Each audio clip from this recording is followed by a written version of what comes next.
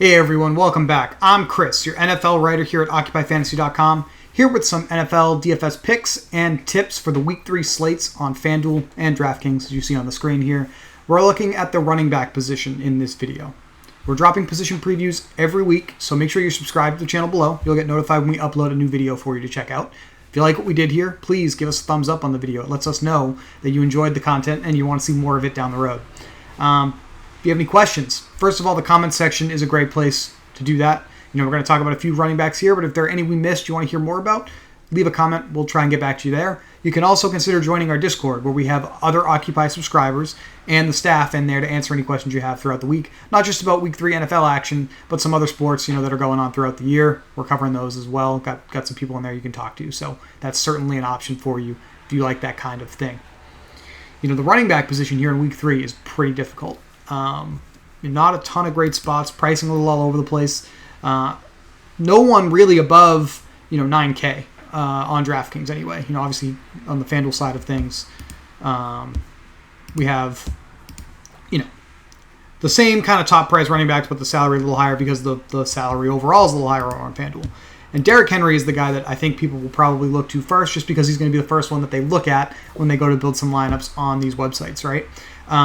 There is a little bit of a trend breaker going on with Derrick Henry, and it's these 10 targets that he's had through 2 games. You see 6 in Week 2, 4 in Week 1. That's good for about a 13% share of Ryan Tannehill's targets. That is much, much higher than what Tannehill has been throwing Henry's way in recent years. Really, it's the highest Henry's kind of ever seen on a per-game basis. It's just 2 games. Probably shouldn't take this totally for granted yet, but if he's going to have 3, 4, 5 targets consistently on top of, his definitely expected 20 to 25 rushes, especially in positive game scripts, Derrick Henry is going to be a monster. He's going to continue to be a monster, I guess, if that holds up. Titans are 5-point favorites this week against the Colts, so, Derrick Henry may be one of the places people tend to go here after his ridiculous 50-point game here on DraftKings. I'm going to say it was a little lower than that on the half-point sites, but, Derrick Henry, a strong play here. Going to get the majority of the opportunity, 84% of the carries in this backfield. Everything kind of went back his way in a game that was more competitive here in Week 2 versus the blowout that the Titans had in Week 1. So hard not to like Derrick Henry in Week 3. This Minnesota backfield situation is one to watch. Dalvin Cook suffered a high ankle sprain in that game in Week 2, and that is usually a death knell for running backs. But we're going to have to wait for what the injury reports say throughout the week about Dalvin Cook's status. If Dalvin Cook cannot go, we're probably going to want to turn to his direct backup, Alexander Madison. We saw on 2 occasions last year. I want to say there was a middle-of-the-season game against the Falcons where Madison dominated the opportunity but didn't necessarily do very well because the Vikings lost that game. And then there was a Week 17 game where he got all of the touches virtually in this backfield with Dalvin Cook sitting out with either an injury or the game just being meaningless for the Vikings because they got eliminated before Week 17 last year. Madison is the only real workhorse back on this roster behind Dalvin Cook. If Dalvin Cook can't go, Amir Abdullah, more of a special teamer, may mix in on passing downs. We like Alexander Madison a lot. Again, we like Madison a lot, but only if Cook is out for this game. So that's something to watch as we come up to Friday. Dalvin Cook or Madison, whoever is getting the start here, they're going to have a strong matchup. Seattle's rush defense is a little below average through 2 weeks, so we certainly like that a lot here. I don't think anyone feels good about him, Alvin Kamara. The Saints have been kind of weird through 2 weeks. They had a Week 1 blowout where Kamara didn't necessarily do much fantasy-wise. 18 points was fine, but you'd like to see more than that when they score a bunch of touchdowns from Alvin Kamara. And then obviously this game against the Panthers was just terrible. 8 carries, 6 targets. Tell us that he's still an integral part of the offense for the New Orleans Saints. In fact, kind of looking at the data overall, he's got 50% of the team carries, about 24% of the targets in the passing game. I think that means by far he's the most involved target in the passing game for Jameis Winston through 2 weeks. So you have to like that. Facing the Patriots here in Week 3, it actually might be the best plan of attack for the Saints to go through the running back position against the New England Patriots. They're below average rush defense through 2 weeks. They're below average defending running backs in the passing game through 2 weeks. That's an Alvin Kamara matchup. And as underdogs, they may have to kind of look his way frequently in the passing game, which we certainly like, especially on a PPR site here like DraftKings. So Alvin Kamara very, very interesting play purely because of the involvement, even though the scoring hasn't necessarily been there yet. The involvement and the scoring has been there for Joe Mixon. Now, almost virtually 50 carries so far through 2 weeks. Got about 87% of the total carries in the Cincinnati backfield. And, the targets are a little lower than we would like, but, Mixon is definitely the guy here. The line here in this game against the Steelers, I want to say Pittsburgh opened around 4.5 point favorites. I did kind of a quick pass through before sitting down today. Looks like that line is down to about 3 points, which means it's moving back towards the Cincinnati direction. I think Mixon is going to get his touches regardless of whether or not Cincinnati has a lead or is trailing here, but with a tight expectation there from the odds makers that this game will be at least within a possession.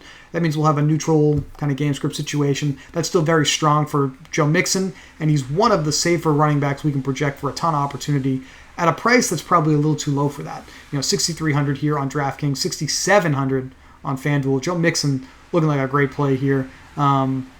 Cincinnati also has good run blocking through 2 weeks of the season, so that's something for us to look at as well.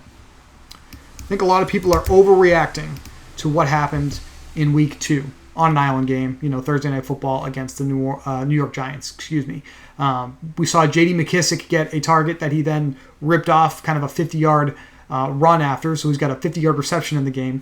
And then J.D. McKissick gets a goal line carry that he punches into the end zone. So everyone's freaking out about Antonio Gibson. There's some merit there. Gibson's role is not what we were expecting. The narrative, the meme was he's going to be a Washington, D.C. CMC, get a ton of passing targets, get all the carries. I think we were a little premature as a kind of group think, or I think we were premature and practiced some group think in the fantasy industry, thinking that was going to happen here for Gibson. But nevertheless, still a very, very good play here with just under 70% of the total team rushes and still a very, very strong 11% target share in this Washington football team offense. So Antonio Gibson, definitely a strong tournament option here in Week 3 because they're pretty sizable underdogs against the Buffalo Bills. And the Bills have been a pretty tough rush defense, frankly. So Antonio Gibson, though, just because of the salary, $5,900 here on DraftKings, 61 over on FanDuel, a very strong option to consider in your lineups in Week 3. Kansas City has been like the worst defense in the NFL through 2 weeks. They're allowing something like 7.6, not something like, they are allowing 7.6 yards per play as a defense to opposing offenses. That would be, the Bucs and the Cowboys through 2 weeks.